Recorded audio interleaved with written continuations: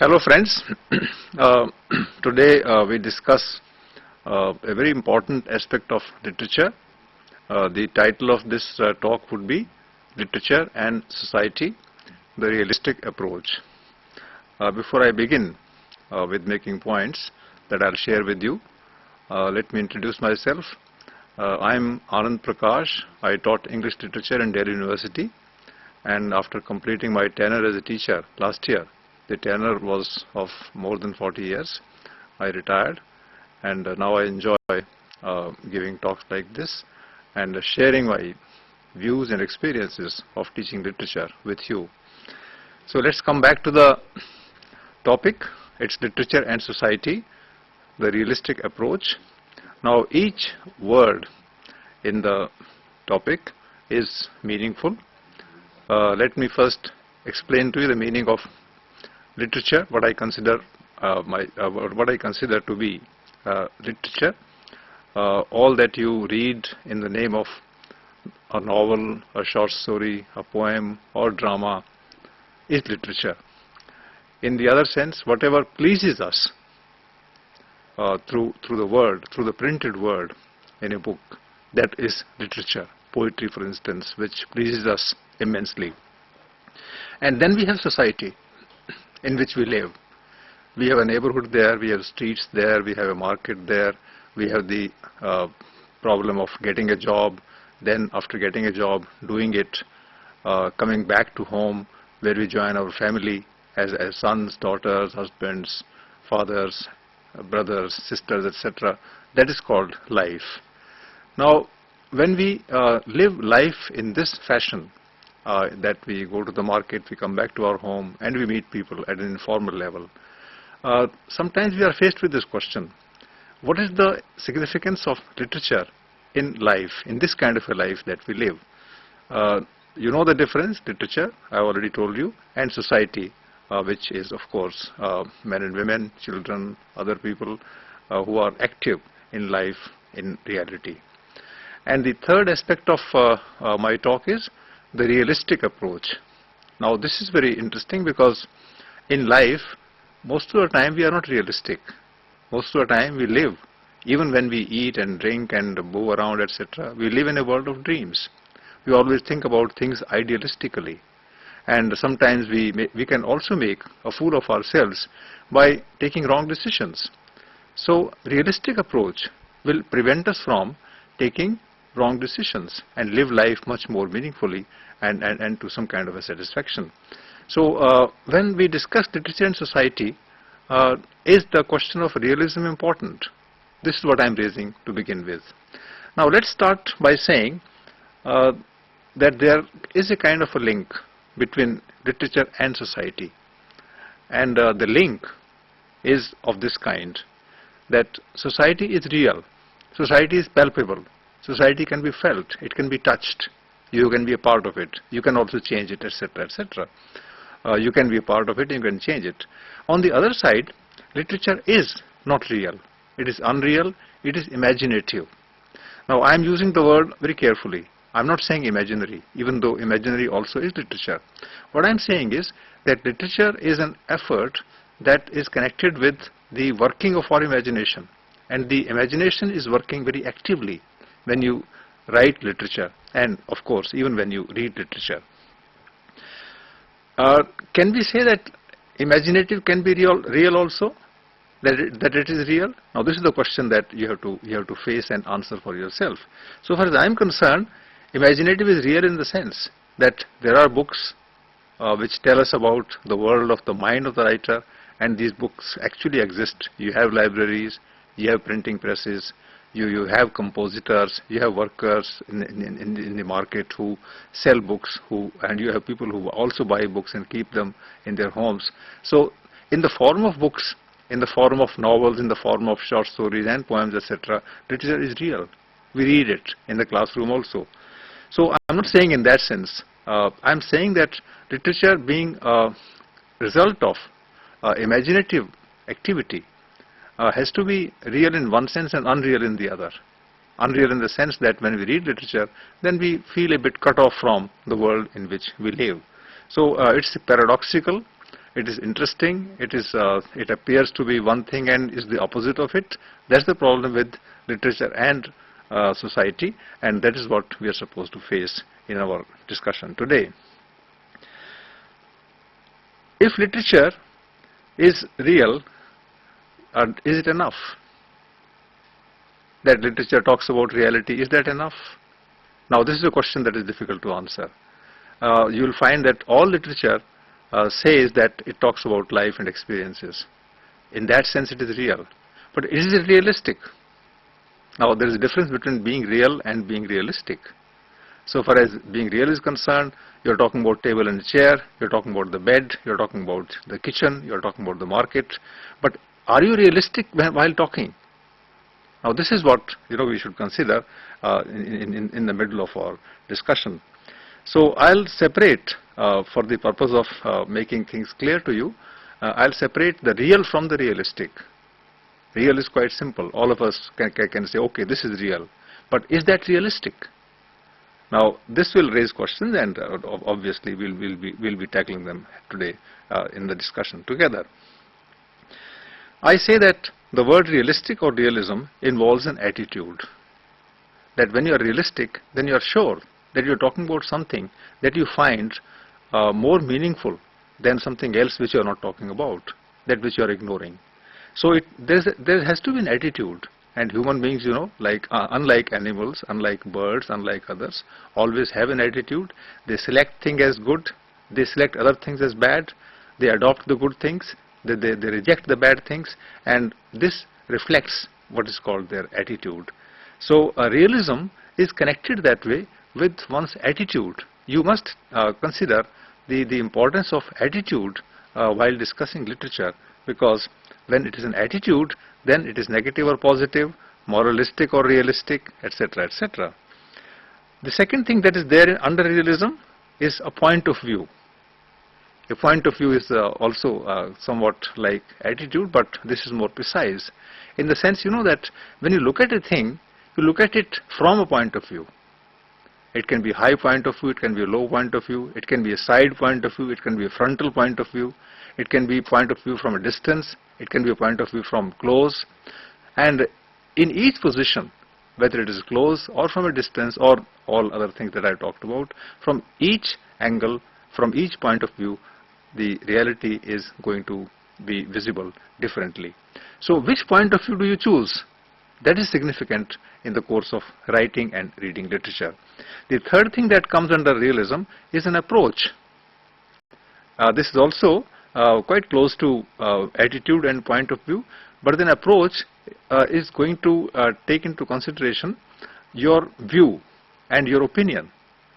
You have an opinion, you have an approach. You say, okay, I'll go against this, and I'll go in favor of this. I'll support this particular idea, and I'll reject some other idea, and I'll do so persistently with effort.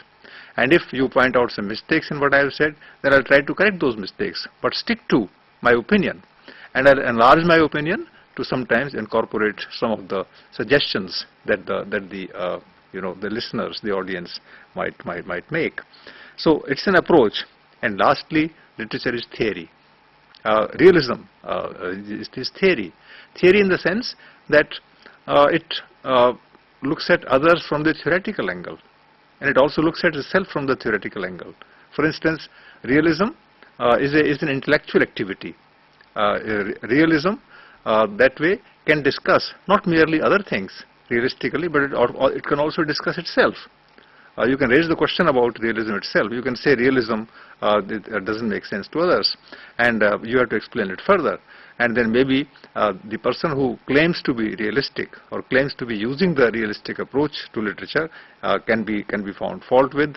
You can point out his or her mistakes, and you can say this is not theoretically sound. And in that case, the theory has to look back into itself and correct it if it has to survive. So realism also is a theory. And if it's a theory, then of course it becomes quite interesting. Now let's say, from the point of view of realism, that it is different from what is visible on the surface. Visible on the surface is the action of the eye. So human beings have eyes, and they use those eyes to see things. But then do they see them correctly?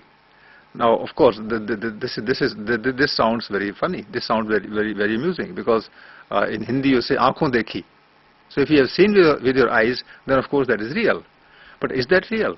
Sometimes, your eyes do not see properly. Sometimes you are put into a situation in which your eyes are manipulated, maybe by darkness, maybe by color. Maybe there is a world that hides quite a bit of the ugliness in life, and your eyes cannot see it. Suppose you come from outside and you come to India, and you go to a mall, you go to a five-star hotel, and then you see the mall and the five-star hotel, and you think that perhaps India is as prosperous as that. And then your eyes are seeing that India which is prosperous and which is shining. But then, are your eyes seeing the real India? What I'm saying is that your eyes can be manipulated, in the sense, that you think that perhaps the malls are India, the five-star hotels are India, that what is shown on the TV is India, what is shown in the films is India, what is shown in the name of the village on the film screen is India, and well, we can definitely be fooled by this. So eyes are not necessarily right in seeing a particular thing, and then from that giving us the conclusion that it is real or not. So keep this thing in mind, and then you will realize that what is shown to you may or may not be real. I'm not saying it will not be real, but what I'm saying is it may or may not be real, because what is involved in this is whether this real somehow conforms to what we have experienced in our own life or not. If you talk about India's poverty, then that poverty is not seen in all these things that I've talked about. Poverty is elsewhere. For that you have to take special effort to go to places where people are denied, are unemployed, where they're facing problems of education, where they're facing problems of all other kinds, oppression and suppression. And when you see this India, and when you are shown this India, then of course things change very radically for us. So what I'm saying is that realism makes us aware of not just what is seen by the eyes, but also what is hidden from the eyes. And there are lots of things which are hidden from the eyes, and literature will go into those areas. I call them layers of reality. Now some layers of reality are the superficial layers, are the surface layers. Now these layers are seen, but there are many layers of reality which are hidden. Are they there or not? Of course they are there, but they are hidden from the view. So literature penetrates the surface and goes deeper into the reality, sees those layers, and then tells you that these layers are connected with the surface layer, and that both of them have to be seen in their interconnection. Now just see, initially I said that whatever gives us pleasure, whatever gives us excitement, whatever gives us entertainment is literature, and now I'm saying that in literature sometimes the surface reality hides a lot of another kind of a reality, and the two have to be linked so that you have what is called the realistic approach. The next point that I make is that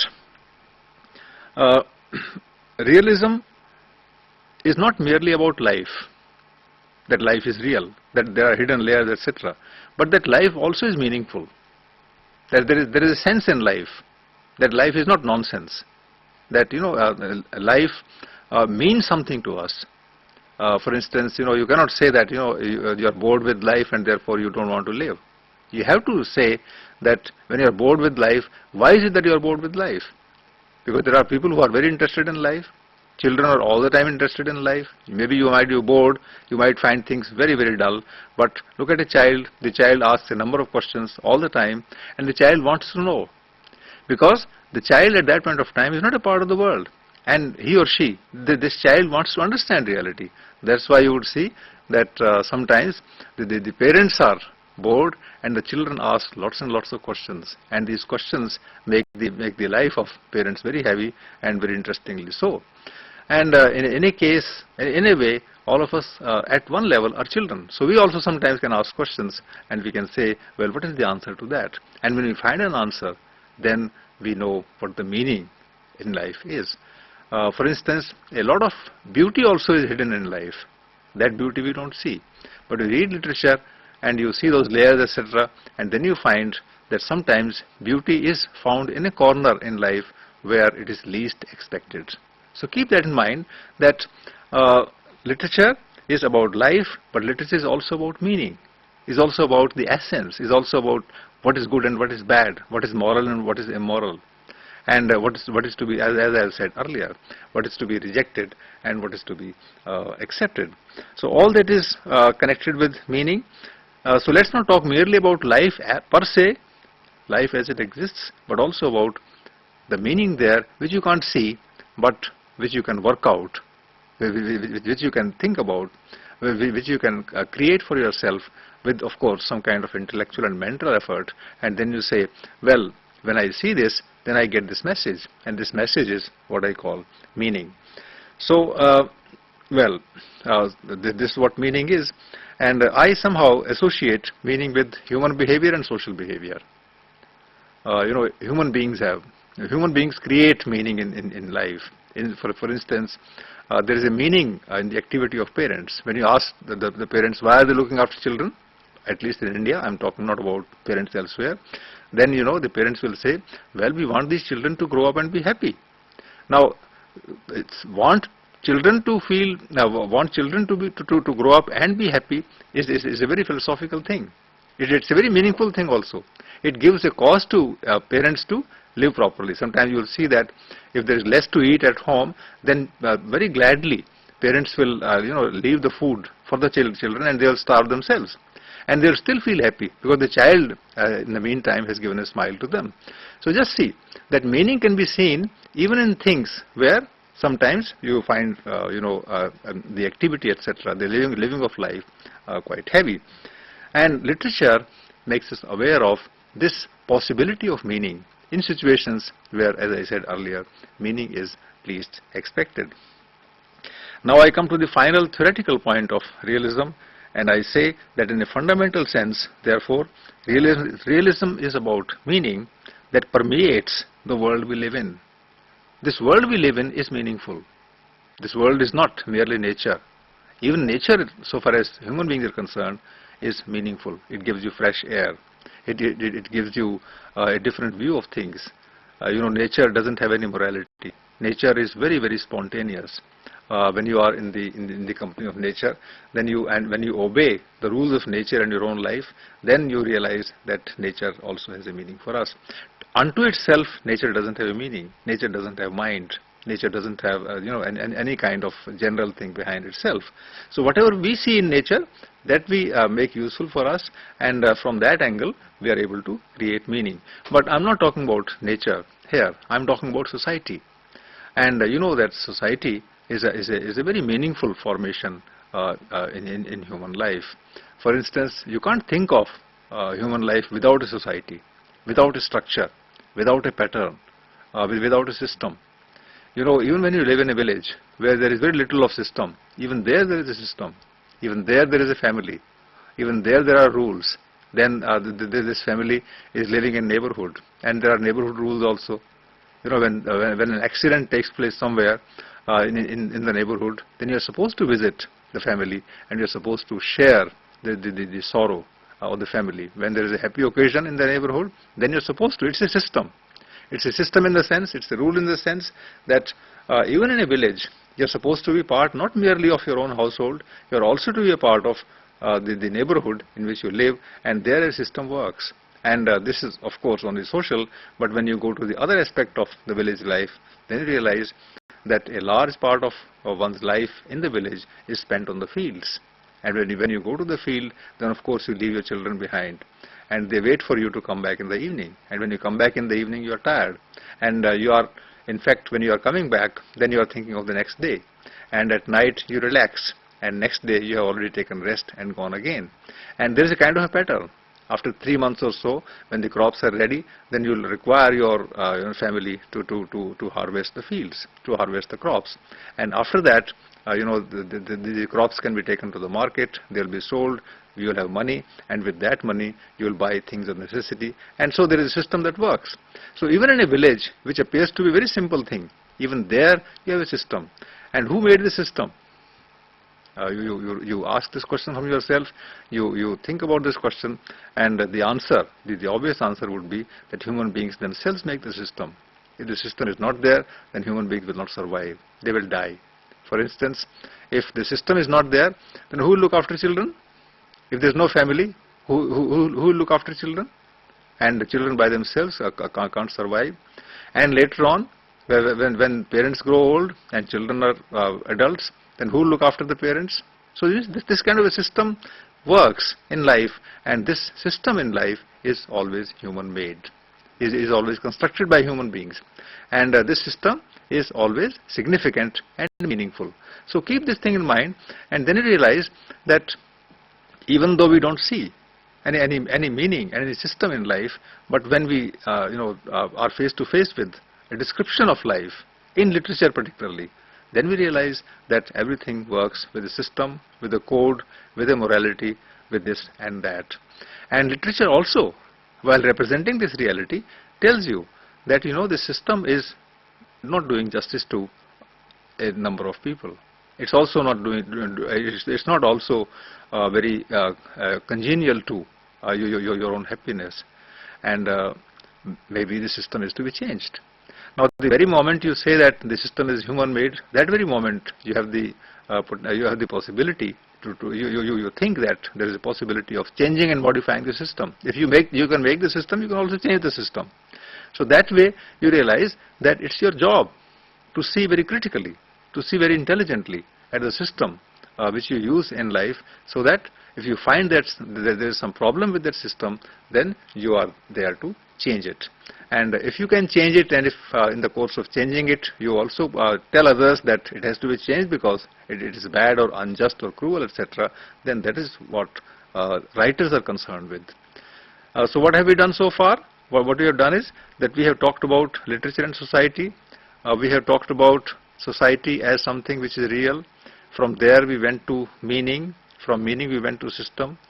And the system is human made, and then we realized that literature being an imaginative activity, being an activity of the mind, literature will take up all these issues, issue of happiness, even issue of morality, etc., and will present it in such a manner that you are filled with questions and with the possibility of answers. And if you are filled with these questions, and if you talk about the possibility of the answers, then you will be discussing things realistically. So I hope now it is clear to you that being real is not enough, that looking at reality is not enough. What is also important is being realistic. And when you say realistic, then you have to think about the problems that you confront, the problems that come in the way of your happiness, become obstructions in the way of your happiness, and that you have to find answers to those problems, and you have to somehow do things in such a manner that tomorrow is better than today. Now, I just give an example and then go to some literary texts to further elaborate this point. For instance, there was a time 60-70 years ago when India was a colony. It was a colony of the Britishers, and at that time we were second-rate citizens, and the system was working. A constitution was there. There was a rule of law. There was an army. There was a bureaucracy. All these things were there. But the system at that point of time was not congenial to the happiness of Indians, because they were at that time the subject nation. Now you realize that when India became free, then the system was changed, and the system didn't change of itself. It was a human-made system, and it had to be changed by human beings.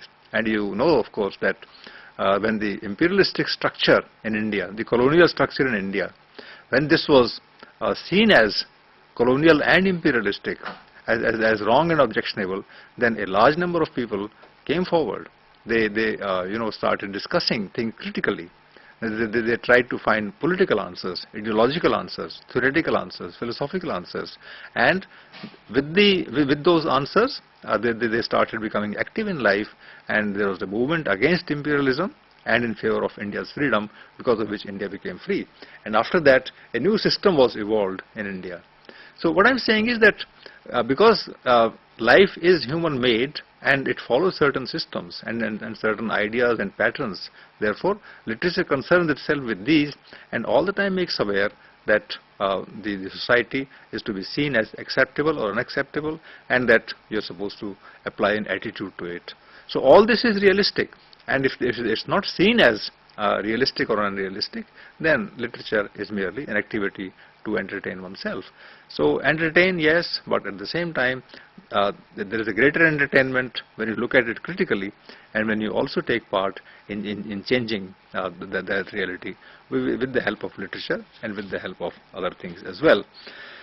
So okay, which means that we learn a great deal from literature about life, we become critical of life, and when we are critical of life, then writers have already played their role very significantly, and they have made aware, they have made us aware of the reality around us through those works of poetry, through those works of fiction, etc., etc.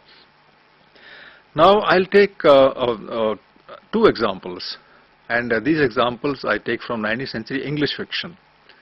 And I'll tell you that writers write about their society in a variety of ways, and when they do so, then they reflect directly and indirectly, sometimes through symbols, sometimes through irony, sometimes through jokes, sometimes through paradoxes, sometimes through things that appear to be incompatible but are actually connected, and that all these things make a reading of literature very, very interesting and challenging. I talk about the 19th century fiction particularly through these examples, because I know that in the 19th century England, fiction became a very important literary mode, and through this mode people started expressing their views and representing their experiences.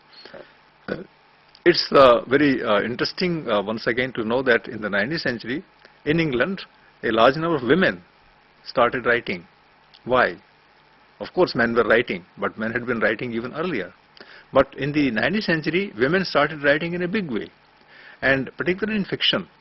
These women writers, they could be considered, today they are considered as giants of fiction. I take examples from two women authors. One is Emily Bronte, and the other is George Eliot. Now, of course, when I say Emily Bronte, then you know it's a woman. But then that was not that was not her literary name. She used a male name, and the reason was clear, because she used a male name. Therefore, people would take her work seriously. And if she used her own name, which is Emily Bronte, then people would not take her seriously. So the woman was compelled to adopt a male personality in order to be taken seriously, so that people would say, well, whatever she says has to be considered with some amount of intellectual curiosity and seriousness. So this is one thing. And the other, George Eliot, also used the name, as you know, that George Eliot, it's not a man, it's a woman, and the name was a male. And once again, the publishers would publish her work when they knew that it was a male. If they knew that it was a woman, then they would say, what can a woman write? How much does a woman know? And in fact, those prejudices at that time were there, and they are there even today, that women know only about the home, and they don't know anything about the world. So why should we read things written by them? And why should we all the time interested in the world that is called the restricted world of the home? So anyway, these are the two things that have to be kept in mind. And yet, in the 19th century, all that is good and serious, most of it is written by women writers. And that way it's very creditable for the 19th century English women that they could write like this in their novels. Now, the first example is from the famous novel Wuthering Heights, written by Emily Bronte. She wrote only one novel. She wrote some poems and other things, but basically she wrote this novel. She is known for it, and arguably this is one of the best 4 or 5 novels of English literature. And it's a very intense novel. It's a novel about injustice. It's a novel about cruelty. It's a novel about suppression. It's a novel about exploitation. It's a novel about racism. It's a novel about the state. It's a novel about a variety of other things. It's a novel about dreams. It's a novel about violence. And if all these important questions have been dealt with in the novel, then of course you would say that it's not a womanly kind of a novel, it's a realistic novel, where the 19th century English life stands completely exposed through the eyes and through the the faculty of mind of the writer. Now, this story is about two people mainly. One is Heathcliff, very strange name in English society, Heathcliff, and the other character is a lady called Catherine. Now, Catherine is a white girl from a Christian family, and she is the daughter of a landlord. And Heathcliff, one doesn't know where he came from, who his parents were. And initially he is supposed to be such a poor person that unless some family adopts him, he will die. So this family of Catherine adopts him, and he grows up here. He came here as a child, and Catherine at that time also was a child, and they started playing together and they became good friends. But later on, as both of them grew up, then the family thought it necessary to separate them. And the children were grown up people. After they had spent this kind of a childhood, they would not accept this verdict from their from the parents of the girl that they should remain separate. So a kind of bond that was there between these two people that was sought to be broken by the family structure. Anyway, there are many other characters in the novel, and one more character which is important, is Isabella, the third woman. And this woman initially likes Heathcliff because she saw him when he had grown up, and he also had become rich at that time, and she thought that such a rich and grown up and such a handsome man is not easy to find in England, and she fell in love with him, wrongly of course, that she realizes later. But the story is such, and it has lots of twists and turns, that Heathcliff doesn't want to marry any other person in his life but Catherine, and that since he is very angry with people because they restricted his movements, and they asked him, they told him very clearly, in very clear terms, that he would have no business to do with Catherine. And he identified his enemies.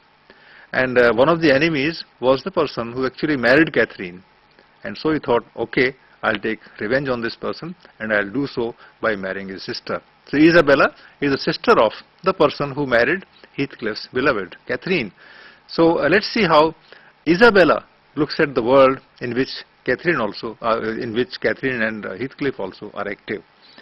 Isabella, after marriage, realized that Heathcliff married her for another purpose, not to live with her peacefully, not to live with her happily, but to punish her brother, because the brother had married his beloved, and that way he started treating her very cruelly, and he would be violent in his actions. He would beat her up, and he would starve her, and he would try to suppress all her liberty. And immediately after her marriage with him, she realized that she had made a mistake, and she is very angry, particularly in this part. Now, what I here say is that the author is not making her point of view very clear. That's not her purpose. But her purpose is to show the reality as it existed in England that time at the level of ideas. And let's see how a woman, even though it's an upper class woman, even though it's the sister of a person who is rich enough to marry that girl, Catherine, whom Heathcliff himself could not marry, and yet see the anger and see the helplessness of this other woman, who is Isabella, and who is the sister of this person. Now, Isabella, this lady who married wrongly Heathcliff and who was violently and cruelly treated by him, this is what she has to say about her husband and the world to a person who is supposed to be her friend, who otherwise is a small level worker in the household, but then the person who is a good listener. Her name is Nelly Dean, another woman, and to whom Isabella talks in these terms. Isabella says to Nelly Dean, and I quote, "He has, and he is Heathcliff, he has extinguished my love effectually, and so I am at ease. He has killed my love, and I am happy." Nobody is happy when one's love is killed, but she is bitter, and that's why she is saying these things. "I can recollect," she says, "how I loved him, once upon a time that is, and can dimly imagine that I could still be loving him. Imagine that I'd be loving him. If," and then she stops, because she realizes that this is not what she wants to say. This is not what she wants to do. And she says, no. Even if he had doted on me, the devilish nature would have revealed its existence somehow. the man has a devilish nature, she says.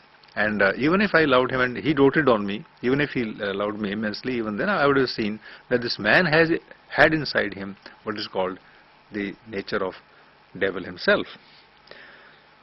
Catherine had an awfully perverted taste, so dearly knowing him so well, and then he calls him monster. Would that he would be blotted out of creation and out of my memory. Now, if you curse somebody like this, of course she has a reason to curse, but she's so angry with her husband that he treated her cruelly. And then you see the terms in which she's criticizing him. She says he could be blotted out of creation. Now, creation is a very big word. Creation means the entire humankind, right from the beginning, right from the time human beings were evolved from nature and life, etc. Creation, of course, it's a term of Christianity and religion, that the world was created by God. So right from the time that God created the world, according to her and according to Christianity, till the time that she lives, the whole out of creation this man should be thrown out. Now, who would say such a thing? Emily Bronte, the writer, wants us to understand that this is an upper class girl who, if she is not happy with a man, she would like to blot this man out of creation. And the word used is blotted out of creation and out of my memory. She doesn't want to even remember him. Isn't that cruel? Now, this is the question that I am posing before you. And well, this shows many things. This shows that the woman is angry and rightly angry. The second thing, that when she is angry, she becomes very destructive. And finally, that in that destructive mood, she starts thinking in terms of an upper class woman, and that the upper class woman is very, very cruel. That's why she is calling things which are expressed in terms of blotted out of creation. She is interrupted in her line of thought by the listener, Nellie Dean, who says, "Hush, hush, he is a human being. Be more charitable. There are worse men than he is yet." Of course, there must be millions of people who are worse than Heathcliff. But this woman, the wife of Heathcliff, thinks that he is the worst man possible. So this other person tries to temper her, slightly moderate her opinion. And do you know what Isabella says? She says, he is not a human being. And he has no claim on my charity. Now, just see, other layers of meaning are coming out. I talked about the hidden layers of meaning. Now the other layers of meaning are coming out. It's an upper class woman. And he says, he has no claim on my charity.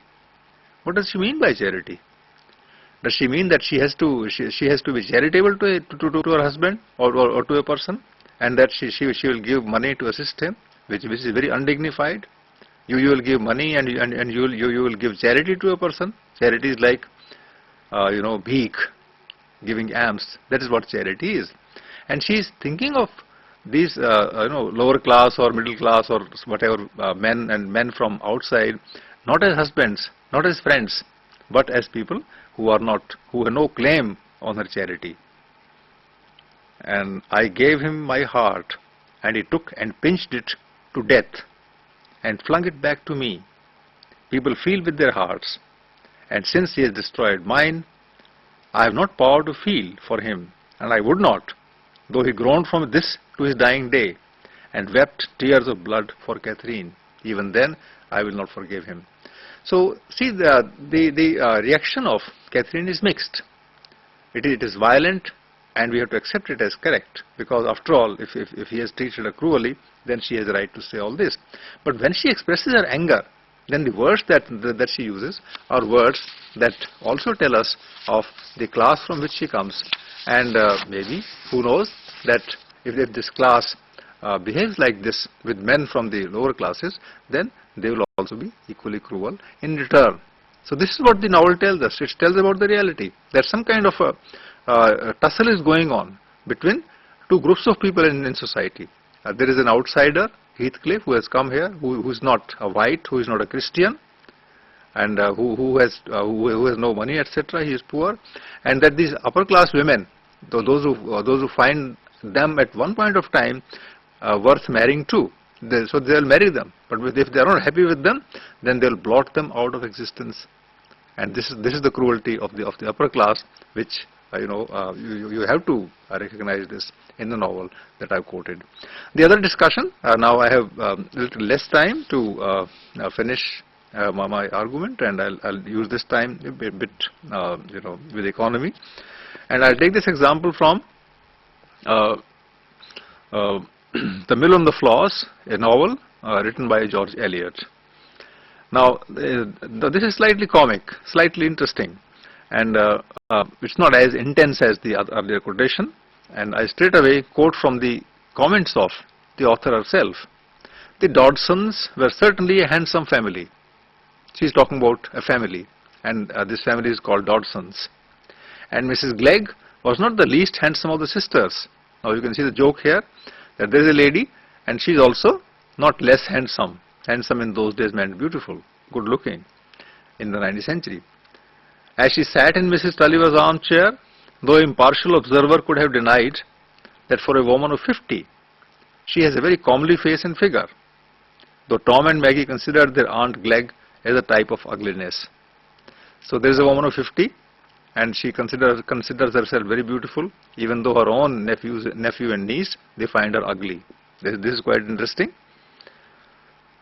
It is true she despised the advantages of costume, for though, as she often observed, no woman had better clothes. So she is very proud of her clothes, the quality of her clothes.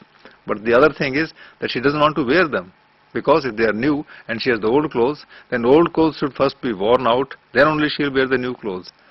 And maybe she would like to leave the new clothes unused, because when she dies, then people should be happy to see that there was a woman who kept nice clothes behind her. So anyway, left nice clothes behind her. This is what she's saying. Other women, if they liked, might have their best thread lace in every wash. But when Mrs. Glegg died, it would be found that she had better lace laid by in the right-hand drawer of her wardrobe in the spotted chamber than ever Mrs. Wall of St. Ogg's had bought in her life, although Mrs. Wall wore her lace before it was paid for. So what I'm trying to say is that here is another writer in the 19th century who is looking at the behavior, the funny behavior of an upper middle class woman called Mrs. Glegg, and she says that the woman is more or less absolutely idiotic, even though she takes a lot of credit for what she says and what she likes. So what I'm saying is that in the earlier case, you could see that there were hidden layers, and that they were made clear. The upper class woman becoming angry, and when she becomes angry, then she says a different kind of a thing, and she may be even losing her sympathy, losing sympathy of the reader for the words that she is using, and the author is presenting a very intense description of the class.